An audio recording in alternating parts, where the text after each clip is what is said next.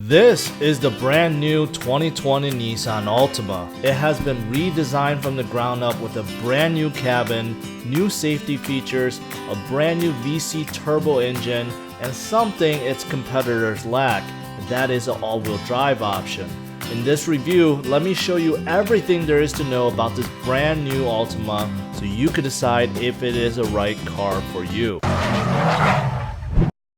I want to give a big shout out to my friends at Bill K Nissan, which made this video possible. So if you're in the market for a brand new or used Nissan, definitely check out this dealership. Their information is in the description below. Let's start out by looking at the front end and just take a look at it. It is sleek, it's modern, it's in your face, and it doesn't look like anything else on the road today. So Nissan took their traditional V-shaped grille over here and they extended it. Most Nissan cars and SUVs, this is kind of like just over here, but you can see it's extended all the way to the bottom bumper and everything flows well, including the headlights. You can see the headlights kind of just flow in there, right? Now the headlights themselves, LED projector, and same thing, fog light, LED projector. There is daytime running lights over here. The only thing that's not LED is the turn signal. Those are just regular incandescent bulbs. So moving on to the side, you can see this Altima sits nice and low and it has a really good stance. And what helps with that are these 19-inch alloy wheels, which really fill up the wheel wells nicely.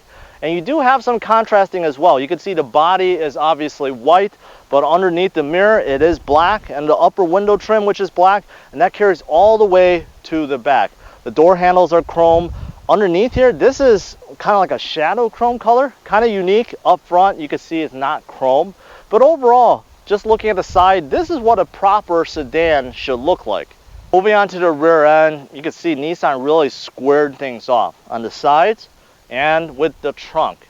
And I think that's because they wanted to give him a more masculine look. And take a look at the taillights, same thing.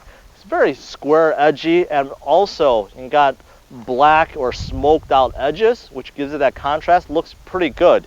And take a look at the bottom bumper. You do see the dual exhaust and also the fins underneath, and you got this black kind of grille thing that goes across to give it that additional contrast. As for engines, Nissan offers a 2-liter variable compression engine, the world's first. They call it the VC Turbo, and besides that, there is a 2.5-liter base engine as well. Now the VC Turbo engine, the power ranges between 248 horsepower and 273 pound-feet of torque, and 236 horsepower and 267 pound-feet of torque. This depends on the compression ratio, which can change between 8:1 to 14:1. The whole point of this is getting better fuel economy. Now, as for the base 2.5-liter engine, it is pushing 188 horsepower and 180 pound-feet of torque. The miles per gallon, the fuel economy is a little bit better with the base engine compared to the VC Turbo option. And both engines are mated to a CVT transmission, which maximizes fuel economy as well. As for trims, there are a total of 7 front-wheel drive trims and 5 all-wheel drive trims for the brand new Altima. Starting with front-wheel drive, you have the base S, which starts a tad over $24,000, but you still get the 8-inch touch display, along with safety features such as automatic emergency braking. Then you have the SR, which gives you LED headlights, sport-tuned suspension, bigger wheels, and more standard safety features. Then after the SR, you have the SR VC Turbo. As you would guess, it's the same as the SR, but you do get the upgraded VC Turbo engine, which gives you a lot more power. After that, you have the SV, the SL, the Platinum, and finally the Platinum VC Turbo trim. Each one adding a bit more features such as Pro Pilot Assist, leather interior, navigation, 360 camera, and more. The Platinum VC Turbo starts a tad over $35,000. Now these are all front-wheel drive. Now moving on to all-wheel drive, you have the same trims minus the VC Turbo option. And that is because with all-wheel drive, you can only opt for the base 2.5-liter engine. The S starts around $25,500, and going up to the Platinum, it tops out around $33,500. So here's a better look of the trunk. It's actually very big, very spacious. It's nice and wide, it's deep. Also the height is actually a good amount. Back there you can see the rear seats. They do actually fold down, which is nice for larger and longer items. And you could do so by pulling on this. Also a couple of hooks over here. You also do get this net in case you do have groceries so they don't fly around. All right, I'm in the back of the Altima. I don't know if you guys noticed this, but take a look at this part. Because of the door design and the frame design, this opening is massive, right? You guys could clearly see that there's a whole lot of space here. So getting in and out is not going to be a problem. And it's very spacious and comfortable back here. I'm 5'10", so a good 5 inches or so of leg room. This is my driving position. Same thing with headroom, right? And the seats, nice and comfortable. I mean, Nissan seats are considered zero gravity seats, which they spend a lot of time on. So I'm pretty sure these will hold up even after a couple of hours. Now, you do get a couple of vents here, cup holders, one on each door and also 2 in the middle. But what's really unique to the Altima is down here, not only do you get a regular USB port, but you also get a USB-C port. And those of you guys that are parents, for latches, there's 1 on each side, but the upper back tether, there is 3. Okay, moving up front, take a look at this cabin. This cabin is very simple, very sleek. It's not cluttered. And in my opinion, it looks fantastic. And it's light years ahead of the cabin from the older Altimas. I mean, it just looks fantastic. Take a look at the door. This is simulated carbon fiber, yet it just looks fantastic, especially with the contrasting, right? The black, the white, the aluminum, and just little touches like that. Same to the steering wheel, flat bottom, right? Gives it that sporty look. You don't get that in very many sedans. So starting with the gauge cluster, in the middle, you got a nice big screen. On the sides are analog, miles per hour, fuel, RPM, those are analog. But in the middle, you get a whole bunch of things like ProPilot Assist could be controlled there. You could see the speed limit, the temperature clock, and obviously you could go through the menu, which has settings, fuel economy, compass, trip computer, and all that good stuff. Now, if you move the steering wheel, this is nice. It's nice. It feels nice and it looks nice. Very sleek looking, right? Especially with the flat bottom, because of that sporty look. This controls the phone and all the things related to the intelligent cruise control and ProPilot Assist. This controls the menu, volume, and so forth. Now moving on to this. This is definitely the centerpiece, the infotainment. 8-inch screen. It is touch combined with buttons, but very little buttons. Okay, so if you want a menu, you want to do camera, maps, very fast to get to. But once you're inside, everything is touch and it's pretty, as you can see, pretty responsive, right? It's not very laggy, so that's also good. This does support Apple CarPlay and Android Auto. Some of the manufacturers or competitors only offer one or the other, not both, so no problems here. Then the knobs for sound and scrolling, and over here temperature control. Now this just looks elegant, right? Like this just pops out of the dash, looks very Audi or Mercedes like, and it's very simple, not cluttered with a million buttons. You got 2 big knobs, right, for the climate control, and then over here you do have heated seats. Here is steering wheel, and over here for fan control and the defrosters, and that's pretty much it. That's all you need, right? And Nissan has figured it out. Overall, from the infotainment down here, very minimal buttons, and that's all you need. Everything is easy to understand, and you're not going to get confused. Now down here, you just have additional space for your phone. You got a 12V outlet. You do see over here, you do have a USB port and a USB-C port. Again, Nissan is the only one that really offers this. I've never seen this in any other car. Now, the start-stop button, interesting enough, is over here, and that's actually a really good place for it. You know, it's not blocked by the steering wheel, so that's actually a pretty nice place. The shifter, traditional shifter, there's no button you have to press for park or anything like that. This is just nice, and it looks good. Couple of cup holders. This is for the parking brake and hold. And inside armrest, you have a tray that can kind of go in 2 places, although it doesn't slide. And just just space down there. Over here you got a couple more buttons. Trip reset, this is for dimming or brightening up the gauge cluster. The trunk, the intelligent cruise control, you got a couple memory seats. And moving up here, garage controls, and over here you do control the sunroof. It's just a regular one, not a panoramic one. So here you can see the 360 camera and the rear view camera. This is nice. You can see all around you. I will say though, the resolution is pretty low, so it is kind of blurry. You can see enough, but it's definitely not a high resolution screen. And something I think you guys could see right away is there's a lot of glare.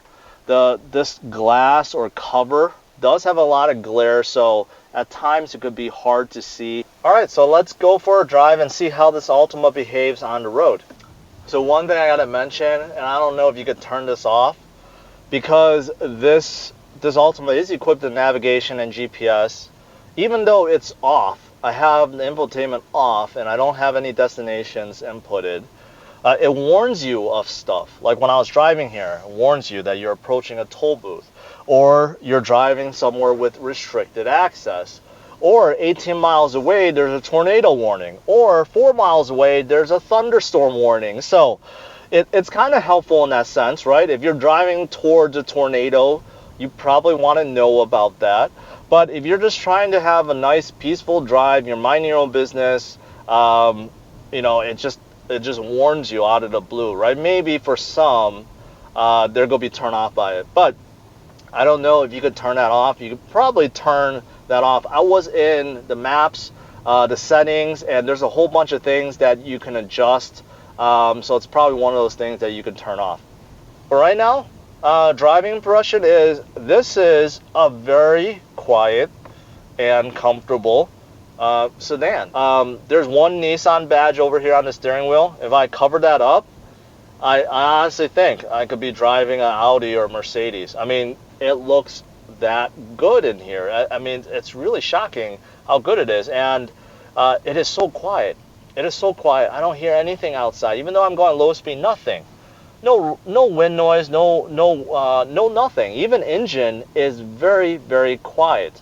I got done testing some cars recently where, yeah, there's no wind noise, no road noise, but the engine was loud. Right now, very, very quiet all around. And I'm surprised because this car is equipped with 19-inch alloy wheels, because this is a platinum edition.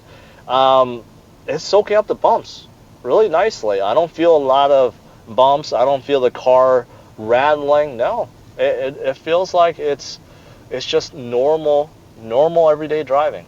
In terms of visibility, everything is good. The only exception is I feel the rear window is very narrow, up and down, because the way it slants back, kind of giving that, I don't know, like a fastback look. Because of that, it's actually very narrow. I mean, you could see out of it, but it is narrower than some of the other sedans I've driven.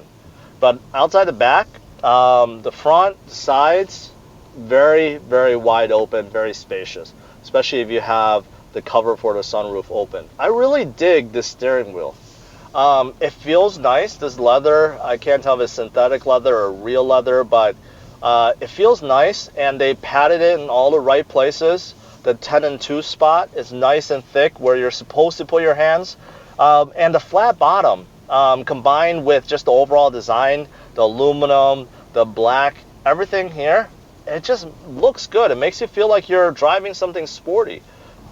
It's funny, the instrument cluster is telling me low fuel, even though it says I have like 72 miles left. It's giving you ample warning. Ample warning for those of you guys that like to wait till the end. The Altima's like, no, I'm going to tell you early. There's a bit of straightaway here.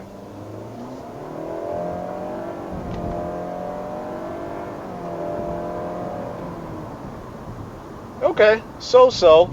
Got up to about 55 miles per hour decently. I would say on a 1 to 10 scale, I would say that was more like a 6. So a little bit better than adequate. So I know some of you guys watching, you know, maybe you're younger or you don't have a family and you just don't want an SUV. You don't want that look, or you don't like how they drive. But you do live, say, in the Midwest, Northeast, somewhere that has a lot of snow and you need all-wheel drive, well, this is an option for you. With normal sedans, you don't get a lot of all-wheel drive options. There's a few that offer it, but not very many. So this is definitely something to consider if you want a nice, comfortable, spacious, good-looking sedan with that all-wheel drive option. So in terms of transmission, you get a CVT in here. That's the only option you get. You can't get a manual. You can't get a traditional, say, 6-speed or 8-speed auto. And that's because Nissan went the path of CVT. They've been developing it for a long time, been optimizing, been tuning it, making it feel smoother and be more fuel efficient, and they're sticking with it. And I've driven a lot of Nissans and Infinitis in the past, and I've owned a few, and I've gotten used to CVTs. But I will say this one it's a big improvement. It's a big improvement over the older generations. So those of you guys that might be turned on by CVTs, give this a try. You might be impressed how advanced it feels now. Something that's just sticking out right now is these mirrors. They appear just a tad too small. They're kind of tiny. Now in terms of the steering, electronic steering, a little vague, and it's also a little bit on the lighter side. And some of you guys may like that. The brakes feel pretty good, actually pretty normal, right? It catches on when expected. Now in terms of safety, this has it all. The 360 suite, which basically includes everything. This is what a lot of manufacturer has. Intelligent cruise control, auto high beam, auto stop forwards and backwards, cross traffic alert, basically everything you could think of, blind spot monitoring. Now some of you guys may have seen these commercials, but on the steering wheel there's a big button with blue around it, and that's the ProPilot Assist, and that's Nissan's semi-autonomous driving. Basically, ProPilot Assist allows you to stay within the lanes and have the car basically drive itself. Now you want to do that normally when you're driving highway, when there's long distances, not when it's very crowded. So let's conclude with the good and the bad to this brand new Nissan Altima. Starting with the good, the Altima has a sleek and attractive styling for both the exterior and interior. It is roomy and the seats are very comfortable. There's plenty of USB ports, including USB-C ports. There is all-wheel drive option on all the trims. The ride is quiet and smooth, and the engine and CVT transmission combo works well together. As for the bad, there's a few. There's no turbo power option for all-wheel drive. The side mirrors appear a bit small. There's no cooled or ventilated front seats. The steering feels a tad numb. And lastly, there's a low resolution touchscreen. I'm giving the brand new Altima overall score of 90, and if you want to see how it ranks among its peers, check out driversonlyrankings.com. Thanks for watching, guys. Make sure you hit the like and subscribe to the channel and check out some of these other videos.